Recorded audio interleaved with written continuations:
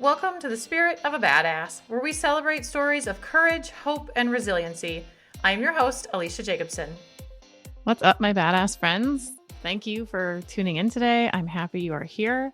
Personally, I am feeling good. I feel good today. As you've known, if you've listened to the last couple episodes, it has been a drain. If you have listened to the past couple episodes, you might feel the same. And now I'm feeling energized. I'm no longer oscillating between rage and sadness. I'm oscillating between rage and what can I do?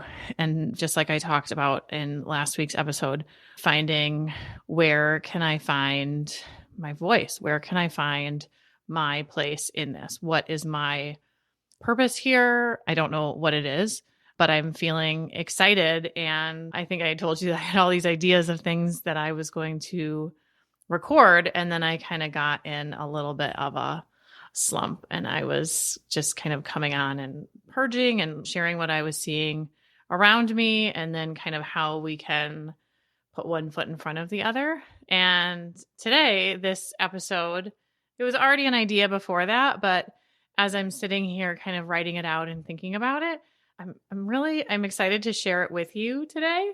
Well, let's just get into it. So today's episode is the essence of a badass, the essence of the spirit of a badass. And what does it mean? You know, I didn't just pick this name. I mean, I did just pick this name, but there is meaning to why I picked it. And there's meaning underneath of it. And I think that each woman that I work with, each woman tuning in and listening has this inside of her. And whether this is the seed that you have inside of you, or whether it's a full grown fucking rose bush of transformation, we are all in different spaces on our journey. And when I work with people in coaching, this is essentially what we do also. When women come into coaching, we explore what brought you here, what is going on in your world, what are the messages either that have been sort of pre-programmed into you, what are the thought patterns that you have. We do a peel back of the layers, and then we decide, what do you want to create? What is that goal that you want? Where are the friction points in you right now that you are not satisfied with, that are not kind of lighting you up, and they feel heavy? And how can we create something different? And then comes the transformation of, you were dissatisfied with something. We make a plan, we create that plan, and then you transform. We are going to kind of explore that today. And I'm going to share some things that maybe you have experienced, but maybe it felt like it shouldn't have been a part of it. Like you did something wrong maybe, and that shouldn't have been a part of it. But I want to assure you that most likely whatever you have experienced is exactly what you were supposed to experience in your journey, in your transformation. So when I was sitting here reflecting on what is the essence of a spirit of a badass, what came to me is that she goes through it, she does the deep work, and then she emerges. And that, I mean, sounds like the caterpillar and the transformation, you know, in the chrysalis turning to like just, I don't know, goo, and then emerging completely transformed and not looking anything like the version that went into the chrysalis. And that is essentially what we as women, and the women that I work with in my women's circle and my one-on-one coaching, whether it's life coaching or health coaching, that's what we're doing. And so we're just going to go piece by piece through this, and I'm going to break what I see each kind of grouping down. So we're going to start with the she goes through it. And for my own journey, I did not want to go through it. And so many of you don't. The going through it part usually means that shit isn't easy. It usually means that something has gone, like you have your plan and it completely knocks you off center. It's like the spin the tail on the donkey. You just are blindfolded and spun around. The blindfold comes off and you're like, I don't know what has happened here. Usually it sucks. I'm laughing because, I feel like I can kind of laugh now knowing, but when you're in it, it sucks. And it does not feel, you don't have that like, oh, in 2 years from now, life is going to be grand, because shit has hit the fan. And part of the reason why I wanted to share this message now, I have lots of ideas for, things I want to share with you. But part of the reason I wanted to share this now is that for many of us, shit might hit the fan. And I want you to hold tight to that knowing that part of our cycle, part of what it is to be human, what it is to be a badass woman, is that shit is going to hit the fan. And shit's going to hit the fan no matter what. It happens to every single person. It's a human experience to have things go wrong, to have life fall apart and crumble. And it's how you handle that happening. And the community that I have created here and the women that I want to bring here are the ones who have this happen and either have been through it or on the other side of it now, pulling the other women with and supporting them or pushing them, supporting them in whatever way they can. Or maybe you're going through it right now. And that does not feel good. There's a lot of discomfort because life as you knew it, the comforts that you knew, the stability, the trust that you had is oftentimes gone. And you're having to figure it out. And so I just kind of wrote down some of the experiences that you might be having in each kind of phase of this kind of transformation. And one of the other things that is people might let you down. And that can be a really hard thing, to be let down by the people that you thought would be there for you or should be there for you or that you were there for. And now it's not being reciprocated. And that can feel lonely and hard. And you can start having resentment. And in this phase of it, there can be some, anger, sadness, confusion, because the life that you knew is no longer. And that can be due to a death, an accident, a diagnosis, a divorce, a marriage, a move. There's so many reasons. Career change. It could be a choice that you've made, but it generally is a choice that maybe you didn't actually want to make. You're kind of forced into it. And it was probably something that you really struggled with for a long time before you decided it's more detrimental for me to stay than it is for me to go into the unknown, because that's essentially what you're doing, is you're going on a path that you have no fucking idea what's in store for you. You don't know the kind of safety that you had. And this is not necessarily physical safety, but the perceived mental safety of knowing the process that you go through in each day. There's a safeness in that sort of ritual and that habit. Generally in this stage, this phase of it, that it has been disrupted. And that can feel just so unsettling and overwhelming. And I want to offer that part of it is there can be rest here. When this happened for me, it was when I finally decided that I needed to get divorced. And this happened in like warp speed. I went in, it would have been September. I remember having a conversation with someone that was very close to me. And she said, you can get divorced. And I was like, oh, hell no. That is not part of my plan. That is not part of who I am. That was something that when I got married, I never wanted to have that because it was how I grew up. And I didn't want to recreate that same experience and that same lifestyle for my two children. And between Halloween and November 4th, these dates are like burned into my memory. I was like, I'm done. So I went from like just over a month span of I would never, ever even consider that to hell no. I'm 100% the life experience that I'm currently living, I can no longer tolerate. and I know that I can figure it out. I don't know how.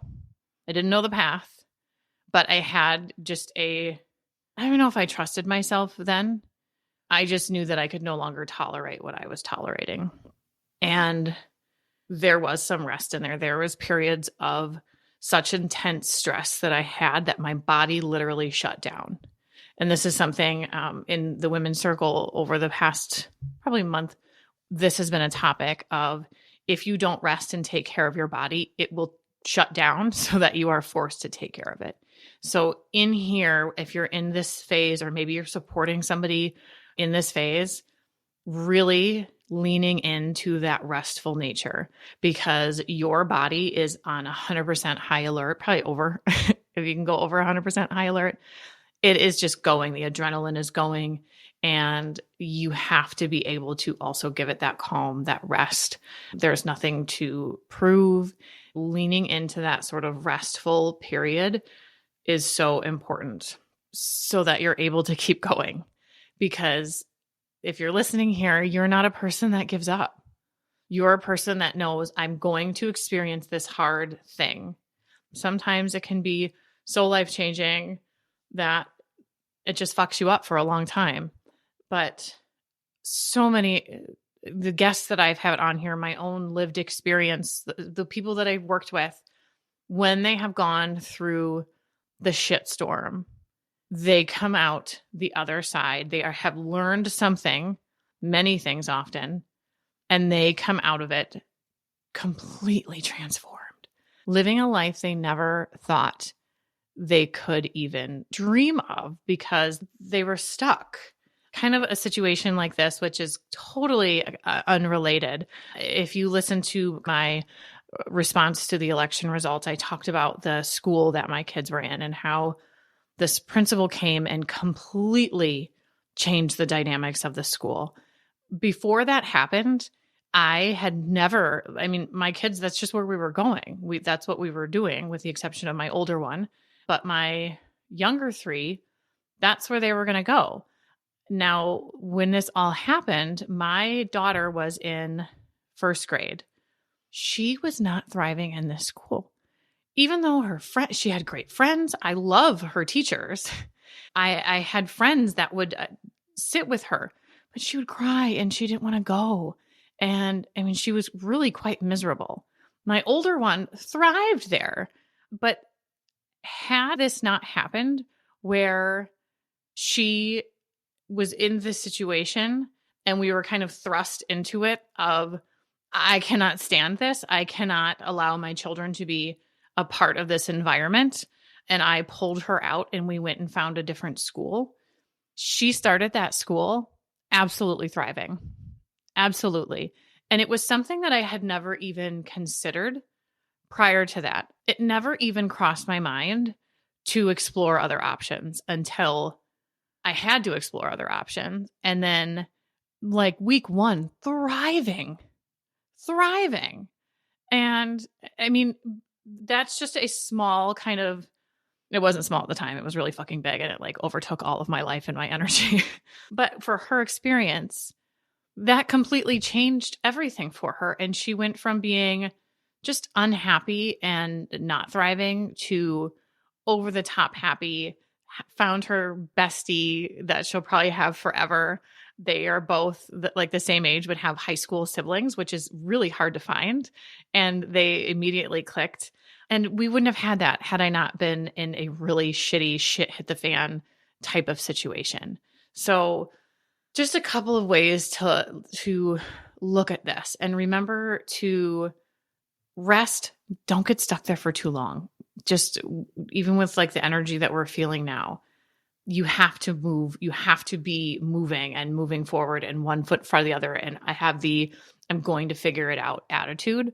And I have the ability to figure it out. I have the resources, and that doesn't mean like money. That just means that you have the ability to think, the ability to ask for support, whatever it is that you need. You have that within you to figure it out. And the last one would be kind of a hallmark of this going through it is leaning on your community. When you are going through the shit hitting the fan, in the scenario with my daughter's school and kind of going through that, the community that we kind of rallied into, sometimes productive, sometimes not productive, because when you get a lot of pissed off people together, it can go sideways real quick. But leaning on those people who align with you and can support you and walk with you in this dark time. And a lot of time that is a person that has also been through something very similar or has a deep understanding for what you're experiencing. This could be a loss, whatever it is, finding somebody who has already been there. And with this one, making sure that they also align with you, because sometimes it can just feel, yeah, maybe they've experienced the same thing, but it doesn't really feel good. Pay attention to what feels good. But those are sort of she is going through it. She's gone through it kind of essence of being a badass. And the next one is doing the deep work. This also can suck and kind of, it's a never done thing. I'm still doing deep work. I'm still peeling back layers or noticing things where I'm like, holy shit, where did that part of me come from? And I should probably check this out. The more you go into it, the more you open yourself up to this kind of work and this way of, truly it's a way of living. It's a way of living where you are open to things. You are open to understanding. You have a curiosity about you versus if something kind of rubs you or something feels uncomfortable, you immediately like shut down, wall goes up, get defensive. Very different energy. You probably know people like this. Like they are not changing. They have no interest in any introspection or anything like that. And so that is kind of like the opposite of it. But this sort of deep work is ever evolving. Inside this deep work, there is a lot of reflecting, reimagining, asking really great questions. That's one of the big parts of coaching is asking these good questions. The people that I work with, they'll like come on a question that they ask themselves. It's not always me asking questions. It's once we start getting into this territory of doing the deep dive inside, they start realizing like, oh, I have this power to ask myself these deep questions. It's not as scary as I thought it was. And that might be something where before, shit goes sideways, these questions, this sort of pushback on status quo might be like, oh, that's hot, like touching the stove, and you just don't want to do that. Where when you're in it and you have this understanding of, oh, that doesn't necessarily mean a bad thing. This can be a really good experience for me. Then you kind of can lean into these deep questions. And you might need somebody with you. This could be a great place. Like I just said, I do this in coaching for a therapist, for a good friend who knows you well and you feel good in their space. But this can be a journal is a great place for this. But really going into these deep questions and not being afraid of what you're going to find. And there is just like ridiculous amounts of wonderful growth there. This kind of reminds me of when I spoke with Casey Garrett with microdosing. I don't remember what episode she was on with me, but this sort of going deep and within can be just a really nice compliment after you have gone through the shit. And it's how you get out and reemerge the way, whatever it is you decide to create with your life, this is where it's happening. What can happen is it can feel very isolating because you're changing, your life has been altered, and now you're starting to see the world differently. Maybe you could have questioned everything about your existence, your thought patterns, the things that you do. I know one of the things I've shared on here that I am questioning lately is this idea of what is success? And 10 years ago, 5 years ago, I thought success was money, cars, status, all of those kind of traditional things that we have been told means that you are successful. And now I don't feel that way anymore. I don't know what I feel yet. I'm still asking myself the questions, but I don't feel that those are the things that makes me successful. I'm more on, do I feel peace inside? Am I moving my body the way that feels good? Do I have relationships that I feel so good in? Am I the kind of parent that I really want to be? Are you doing the things that you want to be doing? Are you living the way that you want to be living? And these are the sort of questions that have come up for me around success, much deeper ones also, but that can be isolating because you live in a world that is materialistic, and literally everything I go online, I do whatever I do, it is in your face that these are the things you should be striving for.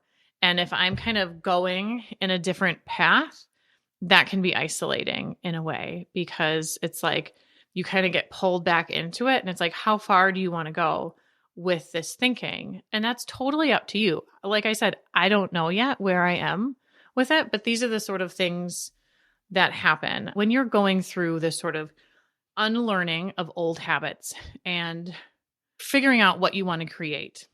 It can feel like you're kind of on an island. And if you are there, I mean, I would highly suggest partnering with people who have been through it. I think social media offers us such a connection point, but that can also feel isolating because they're not right there. So when I said in the beginning of you're not doing anything wrong, it's just part of it, part of the deep work, part of the transformation. I was listening to a podcast today and she talked about kind of pulling the bow and arrow back before it's ready to release. So this kind of deep work is pulling that bow and arrow back before you release it into the reemerging. And it can just be isolating. So just know that, and also know that you're not doing anything wrong. This is just part of the process. And at the same time, it can be very exciting. The process could be years of just shedding and growing and shedding and growing, and just know that that's okay. And that is the way it is supposed to be for you. That is absolutely okay. And then let's go to the bow and arrow, like shooting forward, the reemerging. It is so fucking exciting because this is where you are so fucking confident. You have learned boundaries. You have learned who the fuck you are. You know who you're not. You have such a strong confidence that is a true confidence, not the kind that you can sort of just muscle through for a short period of time. It comes out of you. You can't shake it. You are confident. You are a woman who takes action. You are likely supporting those people who are where you were. You are this sort of just like a lighthouse. And it is so beautiful to see this part of it. But just know, like, this is the part, like, you know how those images we see of icebergs where the tip you can see and all the stuff underneath? This is the tip. This is the shit you see after you have done all of that, like, shedding and deep work and going within. This is the version of you. This is the you that you created. The word like unafraid is what comes to me, because you have just such a knowing of what matters and doesn't matter anymore. Truly, if there's been any sort of tragedy or, you know, something where the things that happen where your world gets so small and you have no choice but to just go deep within, those things, you have a strong knowing of this fucking doesn't matter anymore. And I'm only going to focus on the things that do matter, which, oh my gosh, if you are here, you know how freeing that is, because you are no longer giving all of your energy to shit that doesn't mean anything, that doesn't matter. You're not worrying about useless things. You are so fucking focused on where you're going, the people that you're impacting, the things that light you up inside. That is where your energy is going now. And it's just this wonderful, beautiful space to arrive, kind of like the flowers in the spring that come out of the dirt. You are coming out of the dirt and you are this beautiful flower that everybody's just like, hot damn, look at this flower. She smells good. She looks good, like standing tall and proud towards the sun. All of these wonderful things. But this also means if you have done all of this, just like it can be isolating in the kind of deep work part, once you emerge, you are no longer that same person that you were, which means you might lose people. And that is okay. You are no longer the version of you that went within and did this deep work. You are a completely different person.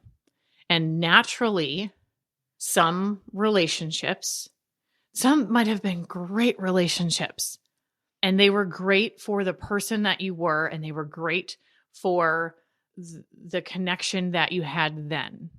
And it is okay that that changes. Doesn't mean it's going to be easy.